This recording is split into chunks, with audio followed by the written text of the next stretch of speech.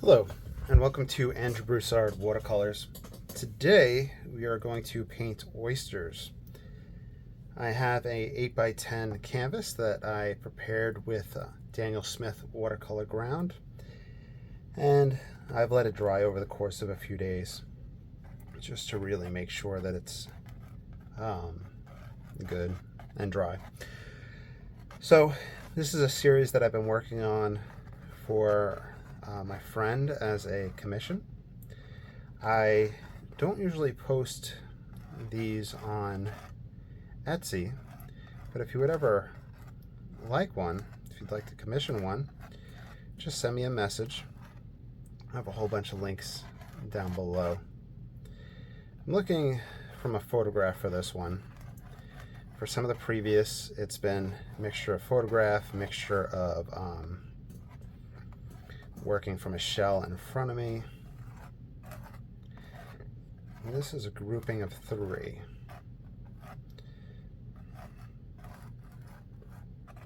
It's a Pacific oyster. I want to move this way. And the picture is from cornwallgoodseafoodguide.org.uk. All right. So these videos are usually different than my standard video, my standard way of presenting, simply because it's not subject matter that I do that often, and it's a slightly different, well, it's definitely a different approach, starting from, that ground up, pun intended. Okay, I think I like that. I think I want the name around here to kind of have this little offset. I might move things over a little bit as we go. Let's see, how do I want to do this? I have my squirrel mop. I put out some fresh paint. In my previous video, I was kind of grasping at straws, pulling out random pieces of dried paint. And I went ahead, put some fresh paint out. Here's some raw sienna. You're welcome to follow along. Like I said, it'll be a different approach. And it kind of gives you a chance to see just how people that paint a certain way might tackle something of a different nature and approach.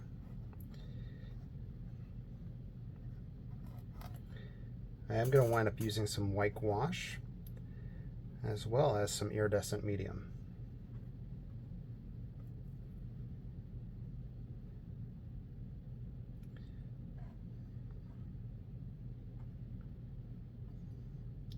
Let's bring the meat of the oysters here.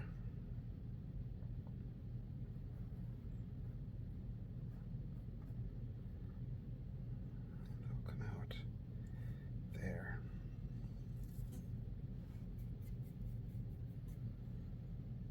Grab some yellow ochre.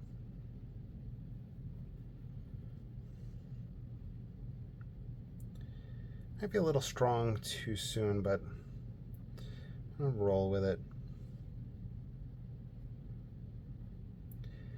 I find working the entire piece, all 3 oysters at once, or in previous ones 2 oysters, or my first one was 3 oysters, helps me remain consistent from one to the next. It's like working an entire landscape at once, as opposed to honing in on individual spots.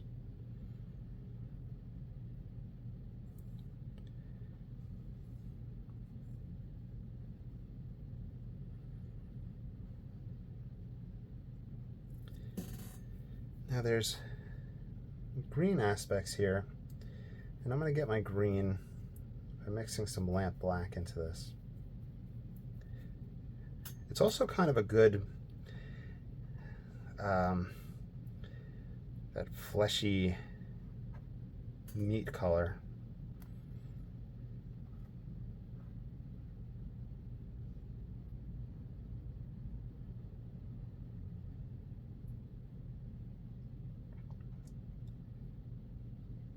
green on the outside where we have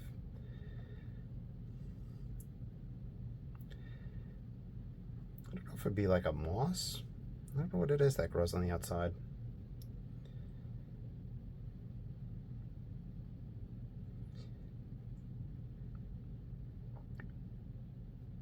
Algae? Is algae just sea moss?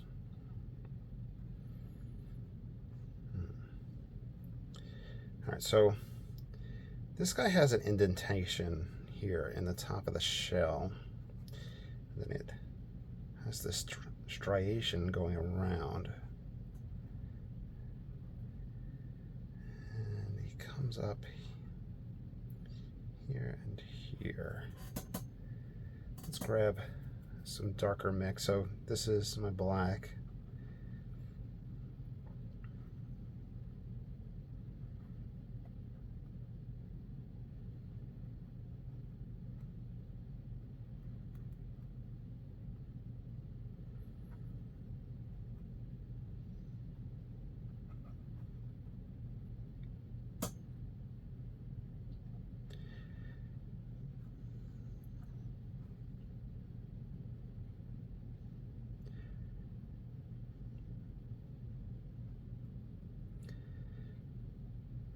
So while I'm doing this, please like, subscribe, follow. I have a whole bunch of different videos. I think I have 890 up right now on YouTube.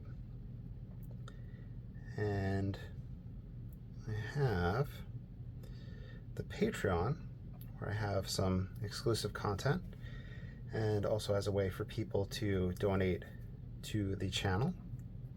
And thank you all so much that do that. I posted an exclusive today. And yeah, we just take that and just put that right back into art supplies to explore. Or just different approaches, just different videos.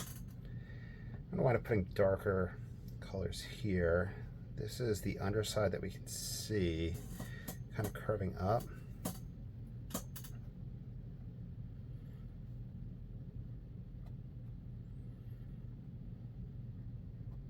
I'm going to put the shadow on the ground later on near the end. Because what I've found with these is that if I feel like I don't get the shadow in right the first time, I then start feeding into it and changing it around, which I'll probably wind up doing still. But I'm identifying that as something that, for me, looks overworked near the end.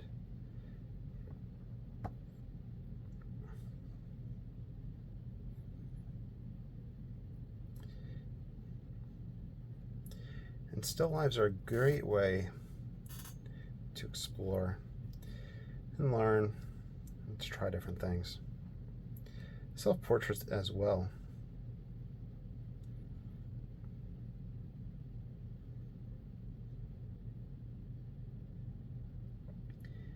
It doesn't show an overlap here, but I think an overlap is necessary to push that back.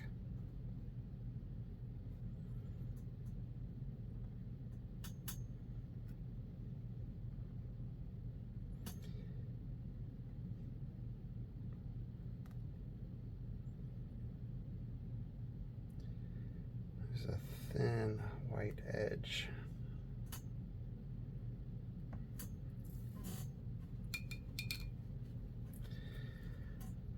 Put out a little bit of fresh ultramarine. I really want to thin that down. And my brush and water is a little dirty, but it's fine. It works for me and it gives me the approach that I enjoy.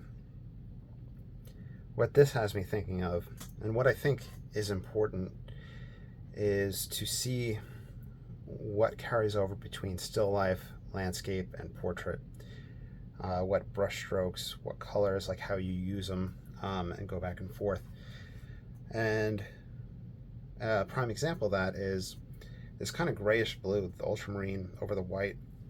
It's very reminiscent of painting snow in watercolor, where you take the white of the paper and then pass over maybe some Payne's gray, maybe some ultramarine, kind of a mix, maybe temper it with burnt sienna, and you'd just be going back and forth with that.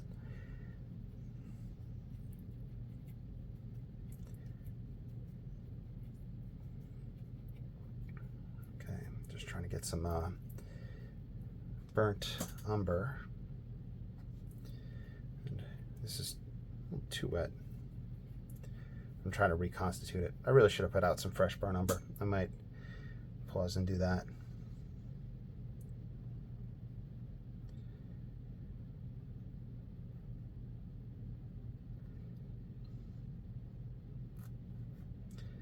The nice thing about the squirrel mop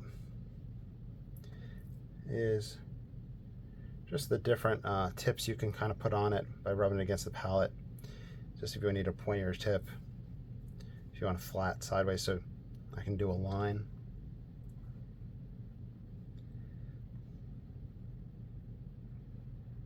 Let's go in there.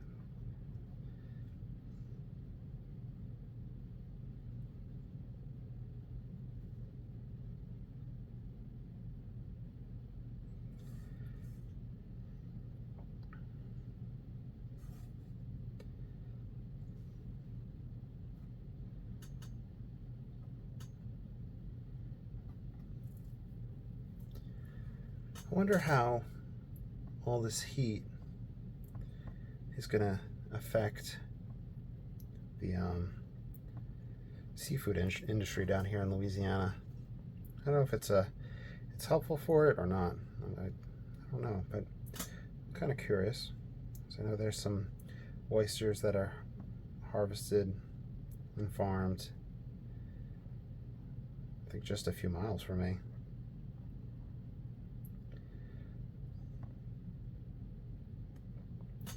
I like oysters, but outside my price range.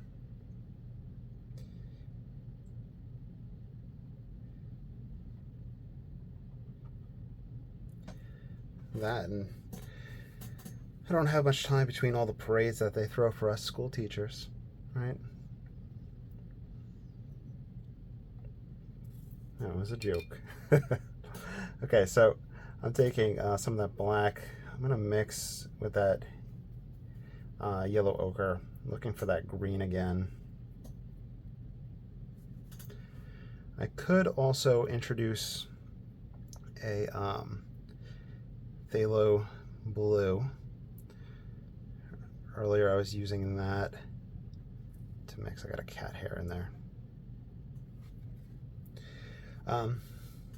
What was I saying? Earlier I was using the phthalo in order to mix greens with the earth tones, the earth pigments.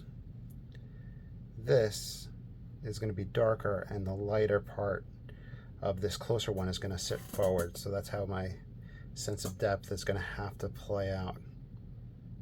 And that's what happens in the picture too. So whenever you're working with a still life, and in college, that's what we did. We did still lives, we did portraits, we had the figure painting, but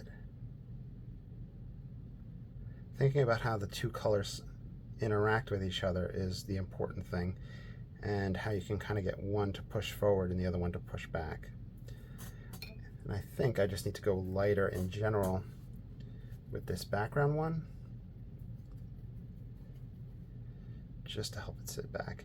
In fact, I may get artistically creative, like artistic license of detail with the two foreground ones, and then almost a half finished one in the background. But we'll see how it plays out. I'm just looking for lighter washes right now.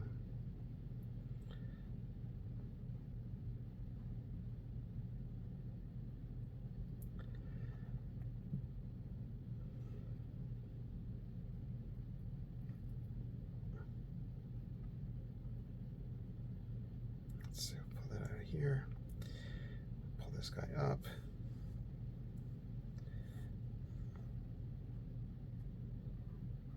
going to happen. Okay.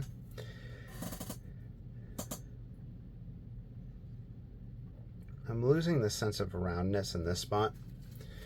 So I am probably going to come back in with the white wash at the end, but I'll lift up right now with a paper towel. As of right now, I haven't pulled into any staining pigments, so that helps.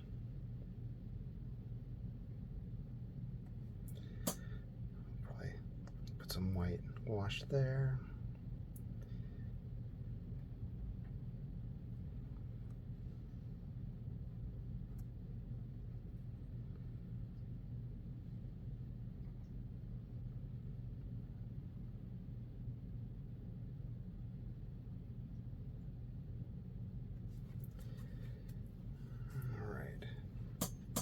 Come back over to this guy.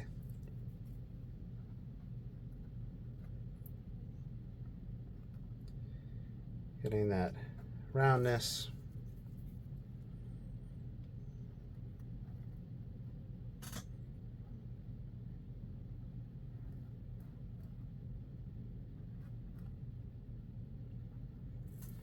And I could probably go back to the ultramarine and play around with that too.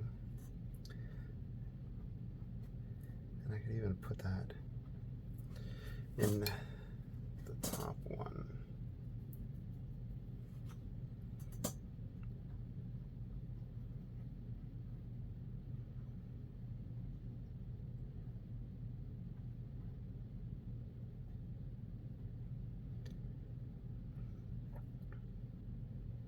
There we go.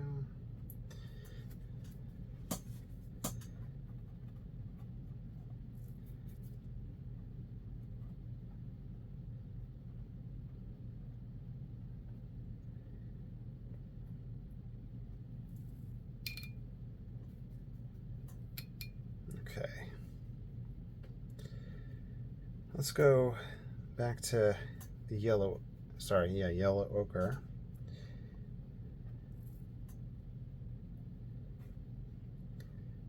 I'm looking for maybe a heavier application here.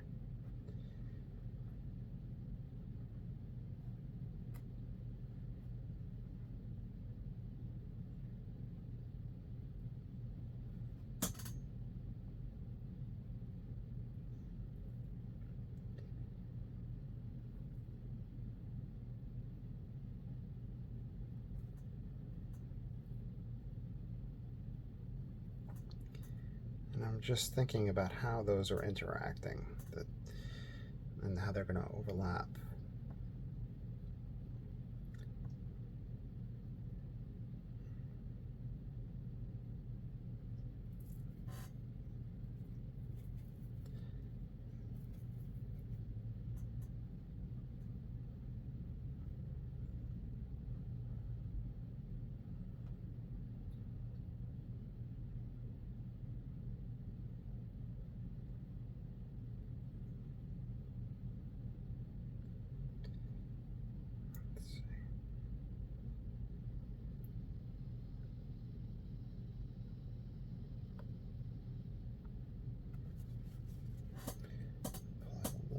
There we go.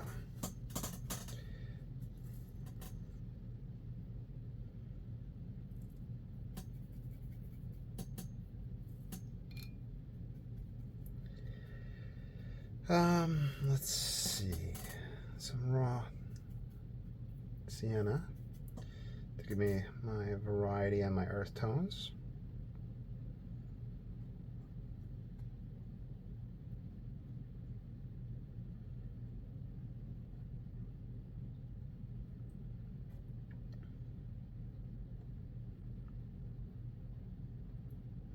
Use that to pop him against that one.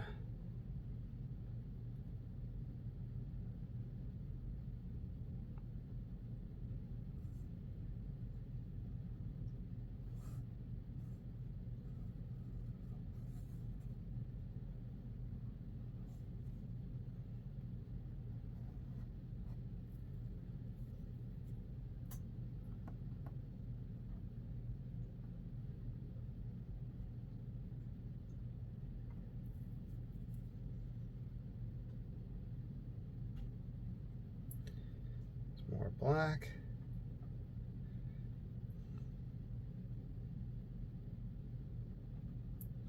I might dry brush in there.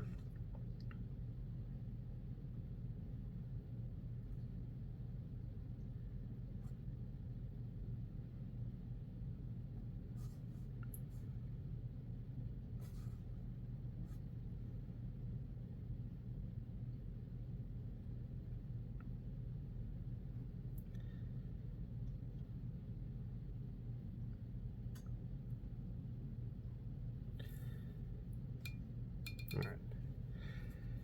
Now I'm gonna kind of sit back. I'm gonna put in the background, and I really want it to where I'm not fiddling with that background. I'm gonna mix ultramarine into this lamp black, yellow ochre. Let's see. Now, I decided not to do a dry off beforehand because I want to explore the hard and soft edges that can take place. Meaning kind of a hard edge right here where they're not interacting, and then I have a soft edge where one's bleeding into the other. I'm not quite sure if that's the correct language that other people use for that, but that's what I'm going with.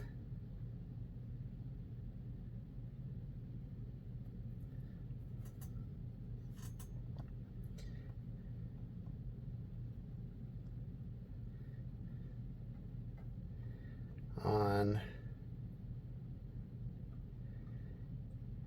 one of my paintings videos on YouTube, somebody left a dissertation on the difference between, I think it was less paint or fewer paints,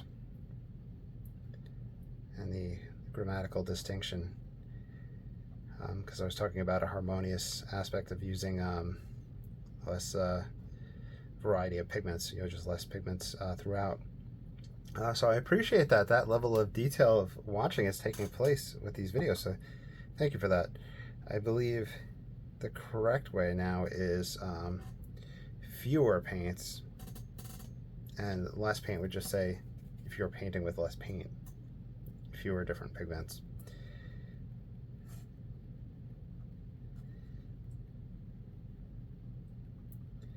I think I'm going to move my shadow here as well.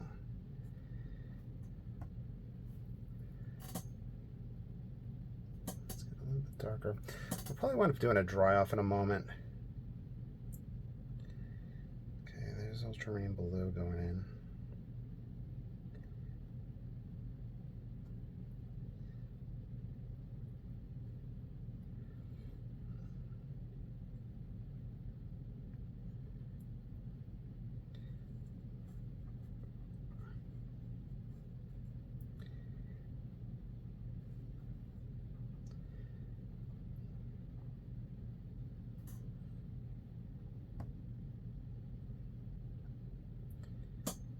Use that right up in here too.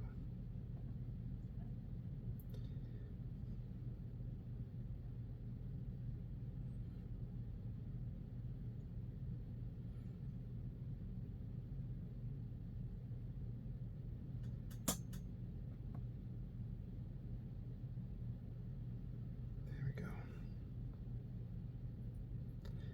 You gotta talk to yourself while you paint. Lamp black. Just really going into the lamp black with these guys.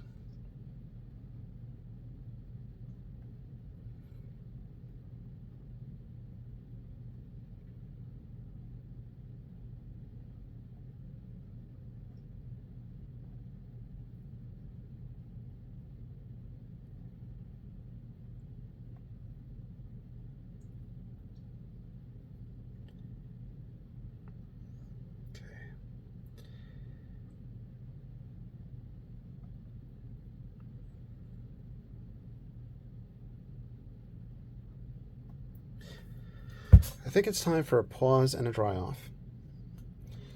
All right, so after a quick dry off, ready to jump back into it. I think I'm going to do my best to leave the shadow on the background the way it is and try not to fiddle with that, while also kind of playing with the detail and getting the variety, the overlapping, and the depth.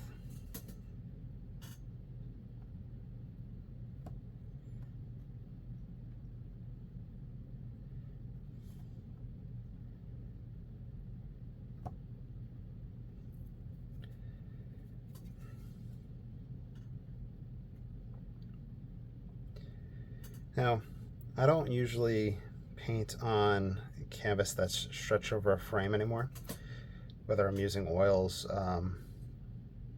acrylic, or anything at this point. However, in this case, the exception is being made as it was requested in this fashion, because we had decided that we would varnish these and have them displayed along the edge of the ceiling, just have them lined up like that. So the framed effect, not the framed effect, the canvas with depth effect is what my friend wanted.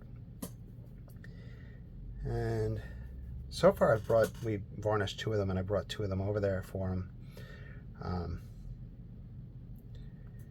And it's looking really good. It's really matching that decor that he's going with for his outdoor kitchen.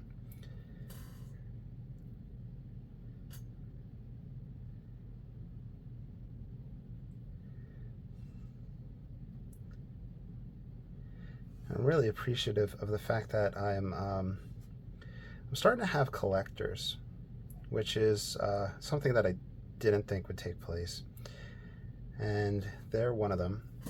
I have a friend or 2 at work that's a collector of it.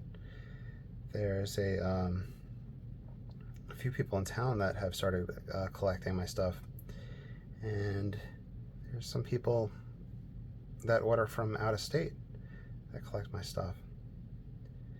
I believe somebody had left a comment like that on the Etsy, that it was their 4th order. And whenever you order from me on Etsy, I always include a free gift. I packaged one up today, because Etsy can be hit or miss. And this is for you that are like out there that are painters as well, and you're kind of curious about this. For me, Etsy is hit or miss, and I have to do kind of my own self-advertising. But one thing that I do is if somebody orders something, I add in free gifts, painting wise. I added a painting and an etching into today's gift.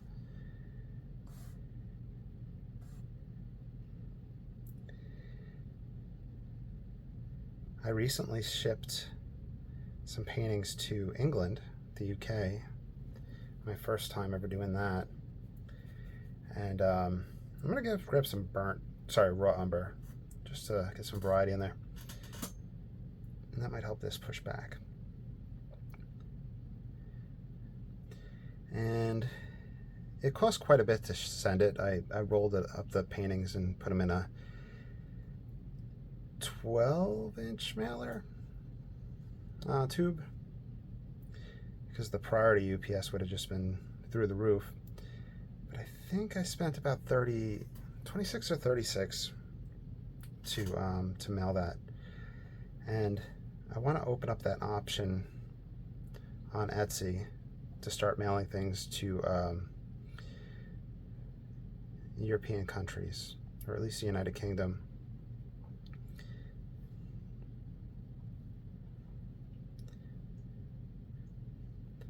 So one time there was a gentleman that had messaged me, and he left a comment. He had wanted to purchase something, and I think he was in the United Kingdom, and I just didn't have that. I didn't have the option there. I don't have the option up on Etsy yet. And I think he wanted to purchase it to kind of support the channel. And unfortunately, I had told him I just wasn't ready for that stage yet. But I really appreciated the gesture.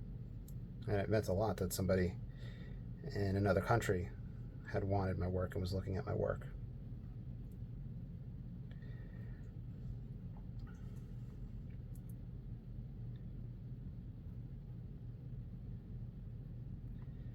So, that being said, if you're curious about selling locally, or selling online, or advertising yourself, a few things that I personally, this is what my preference is. For my local area, there is a Facebook group for our parish, and it's unofficial, but it became like the big place that everybody posts. And I initially started sharing my work there, and leading to my Facebook page for art. And people started seeing it, started commenting, started liking it. And every Friday, whatever day of the week they allowed self-promotion type posts, is when I had shared that there. Then I started having people want items, make requests, and come visit me at the farmer's market. So I started doing that. I also, at the time, so this is probably 2018, I'm grabbing white gouache and just going to talk about this stuff. And if there's anything important that I really need to stop and kind of point out, I'll let you know. Like this right here, I have to be careful about this thickness and how it thins right here, because I want to push back in the picture plane. So I might have to make the artistic decision to build up right here and create a wider edge. Or it might be that this corner happening will let that illusion take place. So anyway, whenever I did my first farmer's market, and this is what always happens whenever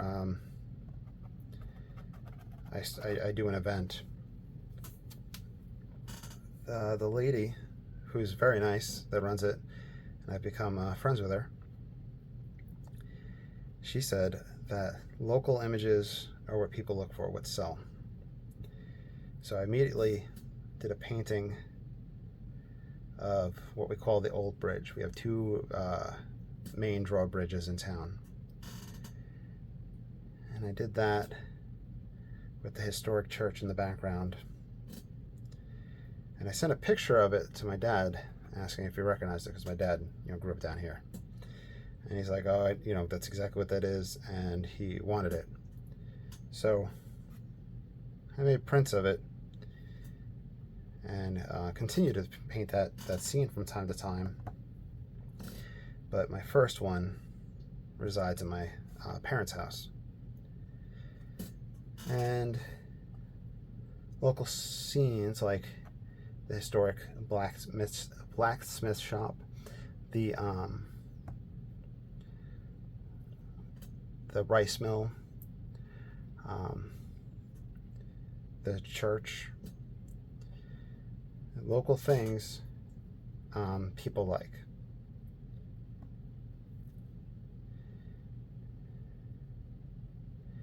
In fact, I contacted one, I don't know if it's kind of a gallery or a gift shop.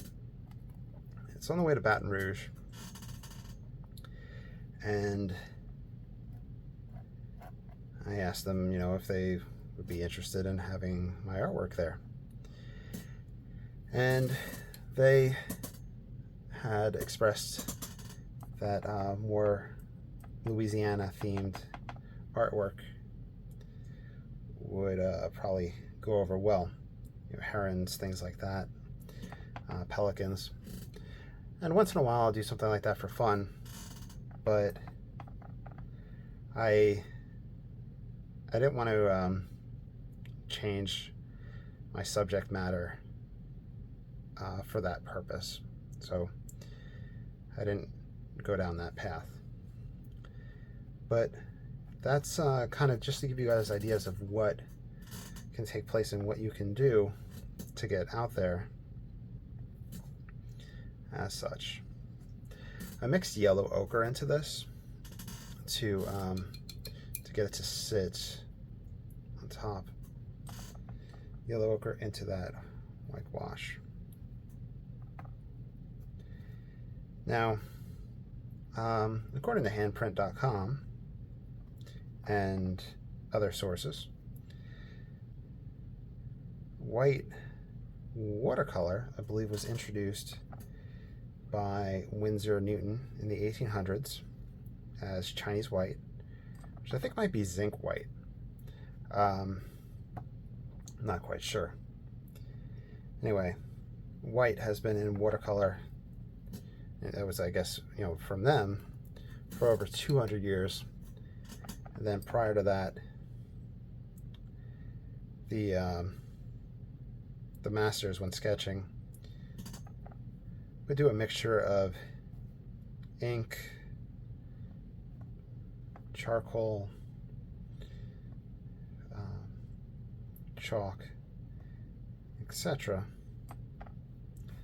So, and the reason I'm saying that is, as you paint, you'll see sometimes it pops up in art communities, and I don't think it shows up as much anymore because I don't think there's too much conversation anymore on Facebook pages and such. But there's people that are staunch advocates against white and watercolor. And to refer back to handprint.com, I believe one of the issues was 1800s. There were painting watercolors to the point where they were being varnished, everything like that, and they were like washed. They were looking like oils, and I think a distinction was trying to be made between those two mediums. In fact, Joe Menza has been varnishing his watercolors a lot in order to get that effect. I think I want to pull a little bit of this black down into here, into this shadow. I was gonna go for as long as I could without messing with it, but I feel the need to bring that down.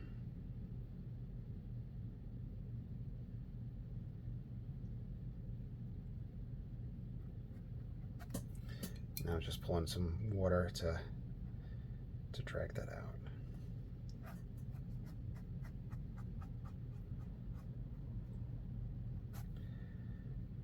I think a little variety in this little triangle back here will help, so that it just doesn't seem like one bland square and then jumps at our eye. And while we're dry right here, building up that black. We have that edge right there. I think I had wanted to push this back right here is what I was saying.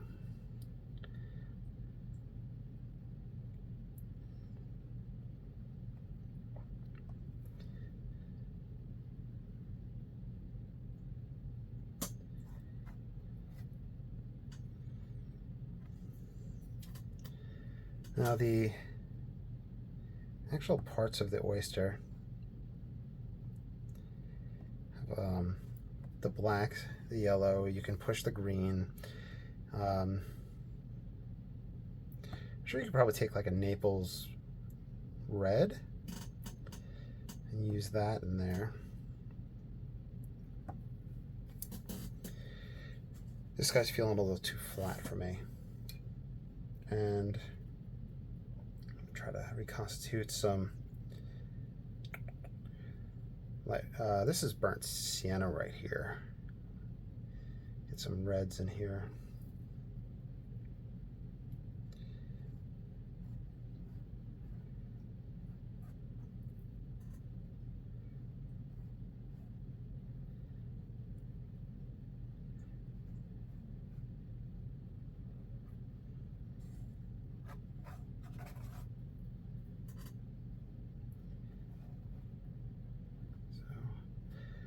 Sienna, burnt sienna.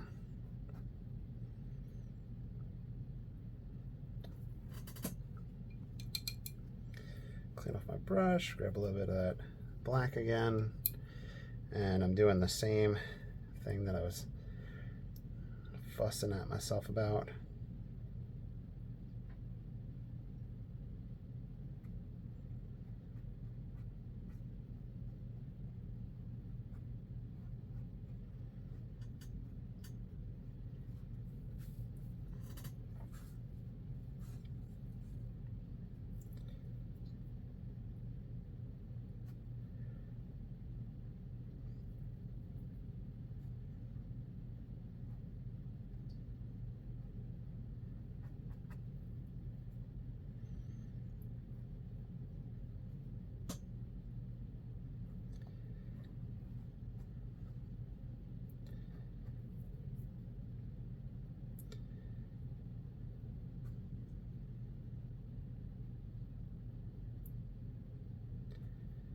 Alright, I've kind of grown quiet now.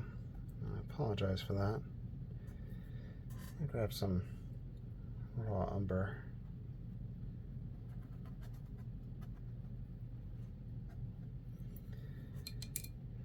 What do we need to do here? It dips in. And it comes out and around. Giving that roundness, like literally doing the contouring right there, might be key. I'll explore some contours. There we go. So it has that natural stratification in the shell, the kind of layering is as it grows.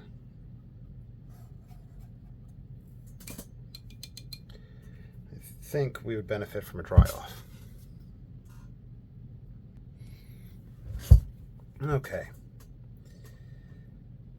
Grab a little of this raw umber.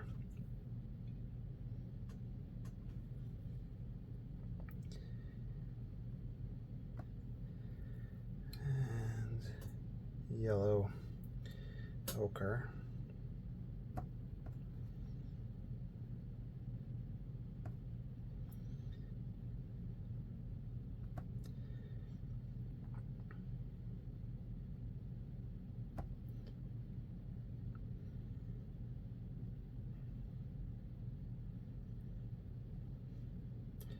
I'm not quite sure how this part will end up, but here's what's going on in my head.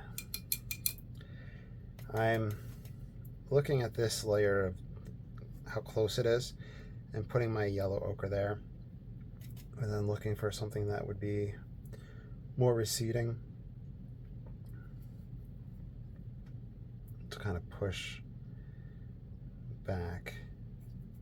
I'm looking at my burnt umber for this.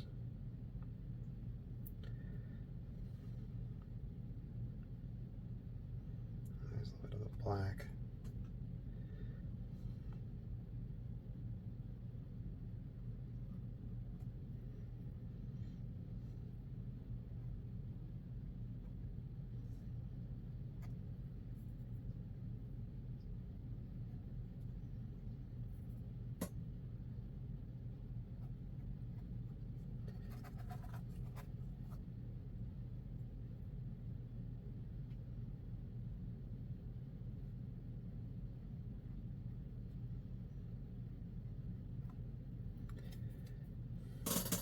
Look for those darker aspects around those edges.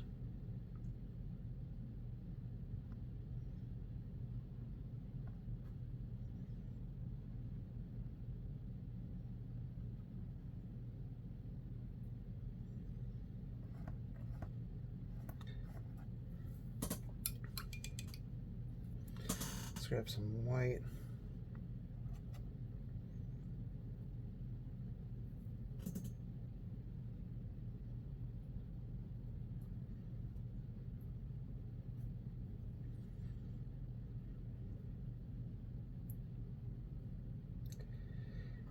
There. Just over a little bit. goal here is to kind of get that water mucusy film.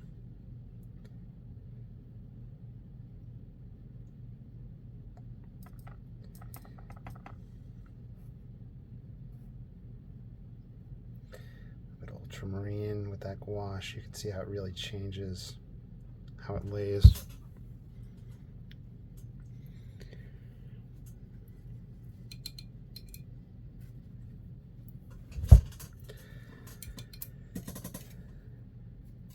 Payne's gray with the yellow ochre.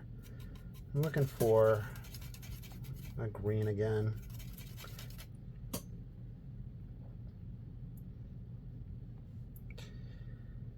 And I really don't want too much detail, like I said in the beginning. That's the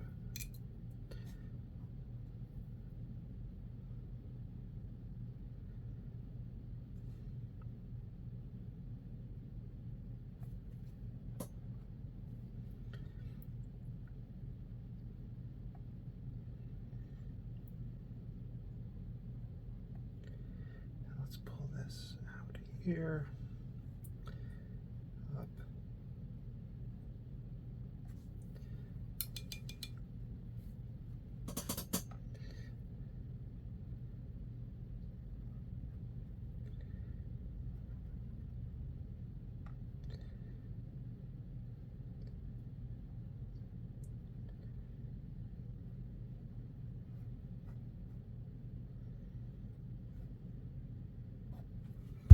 Let's see. Looking at it overall, I think that I'm going to stop the video here. I'm going to write the title using a glass nib, and I think this is the sepia. Yeah, I put it in a container to dip it into it. This is the acrylic ink sepia from Dale Rowney. So that's going to be the final picture that I have up. I'm just going to do that off camera because there's no need to watch me do that. I'm also going to pass some of my iridescent medium over it and just give it some luster as well. But that doesn't show up the best on camera. So I'm going to stop it here, especially since we're at 48 minutes.